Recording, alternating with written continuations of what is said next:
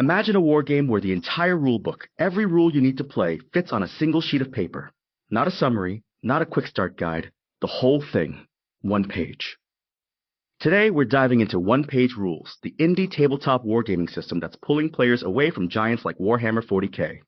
By the end of this episode, you'll understand exactly what OPR is, how its free rules model actually works in practice, and why a growing wave of hobbyists are calling it the future of miniature wargaming. My co-host has been deep in this world, so let's get into it. What even is one-page rules, and why should anyone care? So one-page rules, people call it OPR, is a tabletop wargaming system built around one core idea: remove every barrier between you and actually playing the game. Their own tagline on Board Game Geek is literally wargaming made simple and fun, and they mean it structurally. The core rules fit on one page. The army sheets have all the stats, rules, and spells printed right on them. That's it. That's all you need to sit down and start rolling dice. Okay, but how does that even work? Warhammer 40k has rule books that are hundreds of pages thick. How do you compress that? That's exactly the right question. And the answer is intentional design choices. OPR strips out what they consider complexity bloat and keeps only the mechanics that actually drive interesting decisions on the table. According to the OPR team in an interview with Spiky Bits, the philosophy is to remove friction and obstacles to playing. Everything, the rules, the army stats, the army building app, is free. Wait, all of it is free? All of it. You can download the core rules as a PDF right now from their website at no cost. And they've translated those rules into multiple languages: English, German, Spanish, French, Italian, Polish. So this isn't just accessible in terms of price, it's accessible globally. That's genuinely wild. So what are the actual games? What do you play? They have a whole lineup. The two flagship games are Grimdark Future, which is their sci-fi battle game, think Space Marines and alien hordes, and Age of Fantasy, which is the fantasy equivalent. But then they branch out from there. Grimdark Future Firefight is a skirmish version for smaller, faster games. Age of Fantasy Skirmish does the same thing on the fantasy side. They also have Age of Fantasy Regiments, which is a regimental battle game, and even a space naval game called Grimdark Future Warfleets. So it's not just one game, it's a whole ecosystem. Exactly. And each of those games has its own beginner's guides, campaign rules, solo and co-op rules, tournament packs, all downloadable from their resources page. The Age of Fantasy core rules alone have been updated to version 3.5.1 as of late 2025. These aren't static documents, they keep them current. Okay, so let's talk about the elephant in the room, which is Warhammer 40k. Because that's clearly the giant OPR is positioning itself against. What's the actual difference for someone who's played 40k? So there's a really telling Reddit thread on the Warhammer 40k subreddit where a player named NRS0Do74 laid this out perfectly. He said he loves the 40k aesthetic, started playing in 2nd edition, but just no longer has time to keep up with all the rules or find large enough chunks of free time for a sizable game. He tried OPR with his partner, and she not only enjoyed it, but played a second game and picked up the rules really quickly as they played. That's a pretty compelling data point. Getting a non-hobbyist to play twice in one session. Right. And he noted that even larger games run around 90 minutes. That's a huge deal. A comparable 40k game can take an entire day, especially once you factor in setup, rules lookups, and all the edge cases. But I'm guessing 40k players don't just roll over and say, yeah, OPR is better. What's the pushback? No, and the pushback is legitimate. Another commenter in that same thread, Temp Mechem, put it really clearly: 40k is better if you're attached to the lore.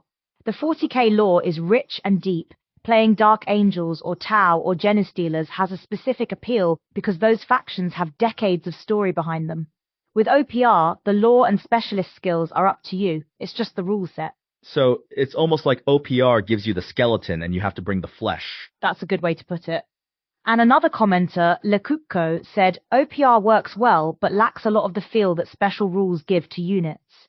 There's something lost in the simplification. The character of the armies gets a bit more generic. That's a real trade-off. You know what this reminds me of? There's a comparison someone made on Reddit that I thought was really sharp. They compared OPR to the OSR movement in tabletop RPGs. Oh yeah, the old school Renaissance comparison. That's actually a really apt framing. A Reddit user named Doom Waffle literally said it feels really similar to what OSR games are for D&D, like Worlds Without Number. It's a back-to-basics rebellion against bloat. And I think that framing matters because it tells you this isn't just about price.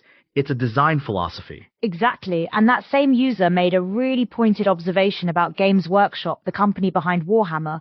They said nobody would buy into GW if they weren't already in the hobby, because the barrier is so high. High prices, intimidating rules, horrible balancing, no 3D printing support.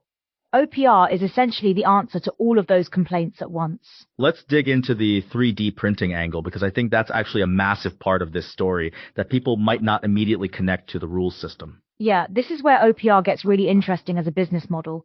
Their models come as STL files. That's the file format for 3D printing. So instead of buying physical plastic kits from a store, you buy the digital file and print as many copies as you want. Their Patreon offers over 50 miniatures per month for $10. 50 minis for $10 a month.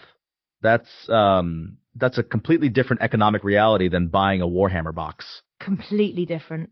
And the Patreon also includes terrain, bases, rulebooks, and paper miniatures. But here's the thing, OPR recognized that not everyone has a 3D printer. So in 2025, they launched the Grimdark Future Broken Truth Starter Set, which is their first physical plastic miniatures box. Wait, so they went from digital first to physical retail? Exactly. And Jefferson Thacker from OPR explained the reasoning to Spiky Bits directly. He said they want to make the game as easy to start playing as possible, and having a physical box set with minis ready to go opens the game up to people who don't have 3D printers or an existing mini collection.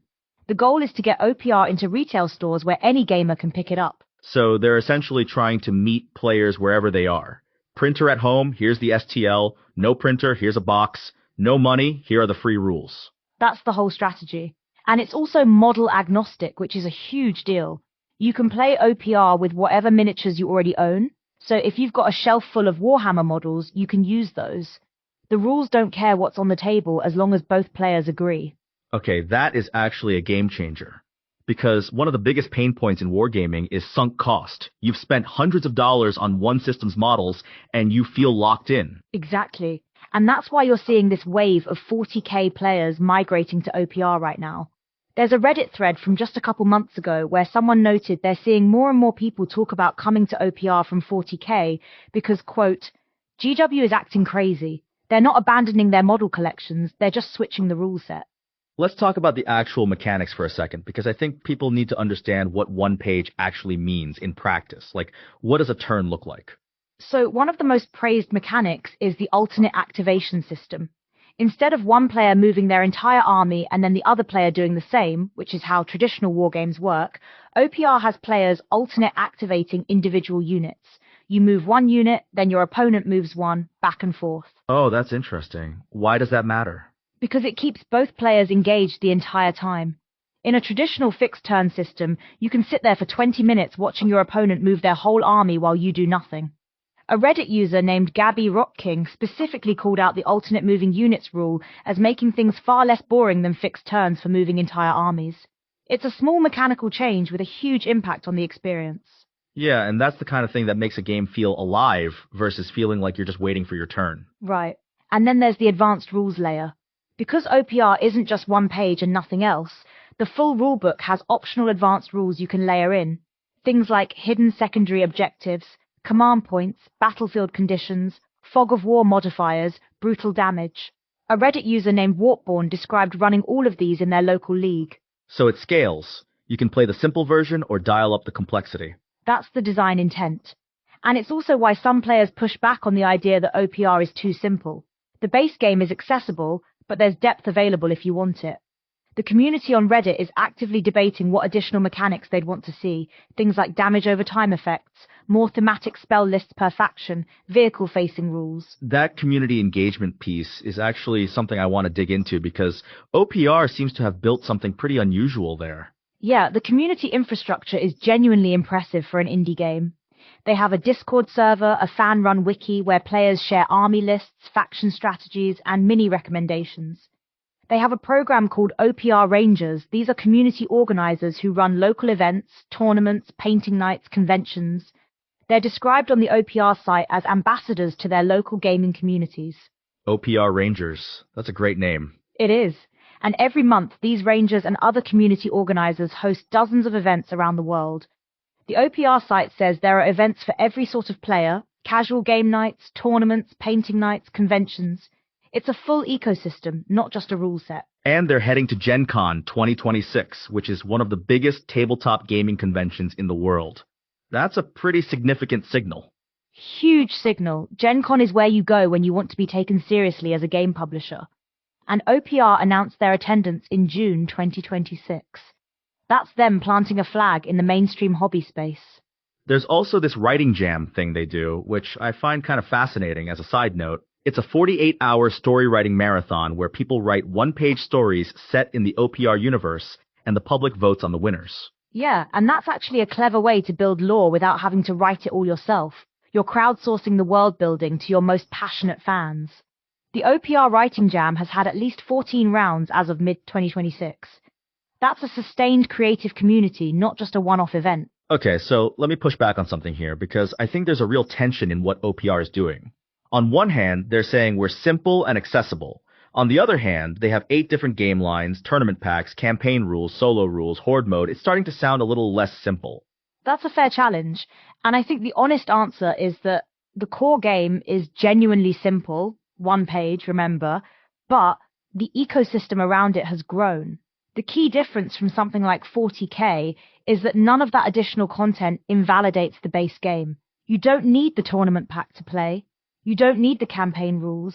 Each layer is additive, not mandatory. So it's opt-in complexity rather than mandatory complexity. Exactly. And that's a fundamentally different design philosophy.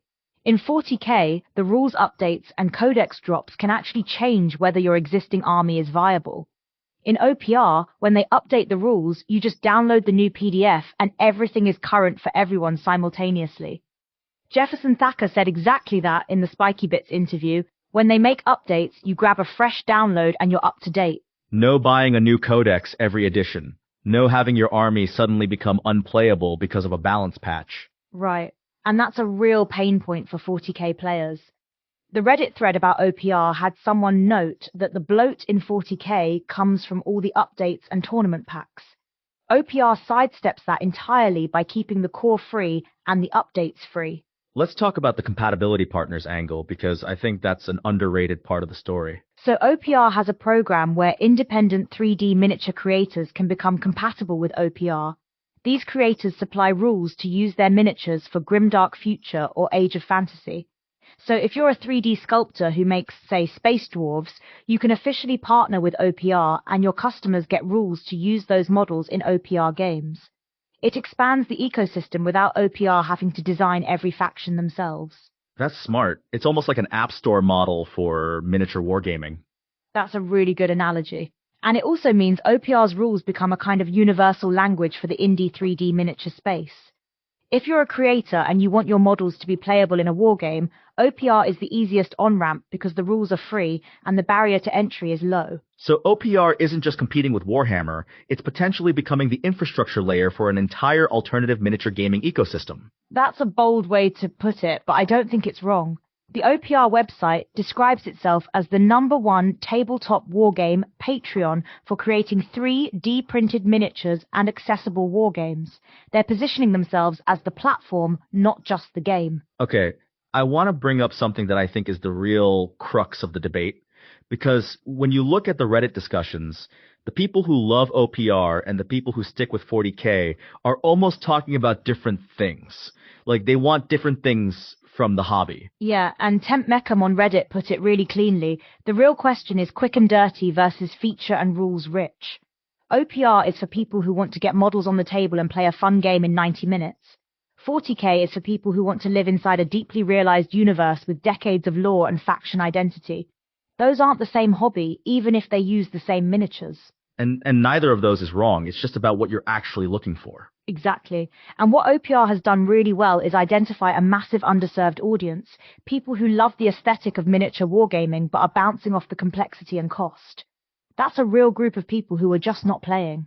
And now they are, because the rules are free, the models are printable, and a game fits in an afternoon. And there's a fan-run wiki where you can look up pre-made army lists so you don't even have to figure out your first army from scratch. The OPR community page describes it as a place to find strategies and tactics for your faction, or sort out your first army with pre-made lists so you can start playing. The friction has been systematically removed at every step. I want to ask about the faction depth question because that came up a lot in the Reddit discussions. People saying OPR factions feel more generic. Is that a fair criticism? It's fair in the sense that OPR factions don't have the same decades of lore behind them, but it's also a bit of a moving target. The OPR community is actively building that lore through things like the writing jams. And the game does have distinct factions. The search results mention lizardmen and rat people as examples of factions that don't even exist in 40k. So it's not just a 40k clone with the serial numbers filed off. Right, and someone on Reddit pointed out that the HDF faction, which I think stands for Human Defense Force, has spell lists that feel genuinely thematic to that faction. So the depth is there, it's just newer. And it's growing. The OPR lore survey that went live on July 1st, 2026, literally yesterday as of this recording, suggests they're actively soliciting community input on the direction of the lore. They're building it collaboratively. Okay, so let's step back and look at the big picture here, because I think what OPR represents is actually a pretty significant shift in how tabletop wargaming can work as a hobby and as a business. Yeah, and I think the Broken Truth starter set is the clearest signal of where this is going. OPR started as a digital-first, 3D printing-focused, free rules system, and now they're launching physical plastic miniatures into retail stores. That's a company that has built enough of a community and enough of a brand to make that leap. And they're doing it while keeping the free rules free. They're not pulling a bait and switch where the free stuff disappears once they go retail. That's the bet they're making. The free rules are the on-ramp. The Patreon, the plastic kits, the retail presence, that's the revenue. And if you look at their Board Game Geek page, Grimdark Future has over 8,800 ratings, and Grimdark Future Firefight has over 10,000. These are not small numbers for an indie wargame. So when you step back from all of this, here's what I think this really comes down to. One-page rules is not trying to be Warhammer. It's trying to be the thing that Warhammer used to be before it became a luxury product. That's a really sharp way to frame it. The original appeal of miniature wargaming was getting some models on a table with your friends and having a fun afternoon. OPR has rebuilt that from scratch for a generation that grew up with 3D printers and free-to-play games. The rules are free, the models can be free, the community is free, the only thing you're paying for is the physical stuff if you want it. And even then, you're paying $10 a month for 50 miniatures on Patreon, not $60 for a single box of 20 models. The economics are just completely different. And I think that's why you're seeing this migration from 40k. It's not that OPR is better in every dimension. It's not the lore depth isn't there yet. The faction flavor is thinner. But for a huge number of players, the trade-off is worth it. 90-minute games, free rules, play with whatever models you own. And the alternate activation system means you're actually engaged the whole time instead of sitting there watching your opponent move for 20 minutes. Which is a quality of life improvement that sounds small but completely changes the feel of a game session. It's the difference between a game night and a waiting room. Okay, here's what I want to leave people with, because I think there's an actionable insight buried in all of this that goes beyond just, hey, try this game. Go for it. The OPR model is proof that you can build a serious, growing hobby community around free access. The rules are free. The army builder is free. The fan wiki is free. The Discord is free. And yet they're heading to Gen Con, they're launching retail products, they're running a Patreon with enough subscribers to fund monthly miniature releases. Free access isn't charity, it's the growth engine. And that's the lesson that I think extends way beyond wargaming. When you remove the barrier to entry, you grow the pool of people who care enough to eventually spend money. OPR's free rules are what got that Reddit user's partner to play a second game. That's the conversion funnel right there. So if you're curious about miniature wargaming and you've been intimidated by the cost or the complexity, the OPR website is literally the place to start. Download the free rules, grab the free army builder, find your local OPR ranger on their directory, and you could be playing a game this weekend. And if you already have a shelf of miniatures from any system, you can use them. That's the whole point. The game comes to your models, not the other way around. We started this episode by asking whether a rulebook that fits on one page is brilliant or terrifying. Having gone through all of this, I think the answer is neither. It's a statement. It's OPR saying the rulebook was never the point. The game is the point. And they built everything around that. Forging new frontiers, one page at a time. That's literally their tagline. And honestly, it lands. It really does. Thanks for being here on Copilot Podcasts.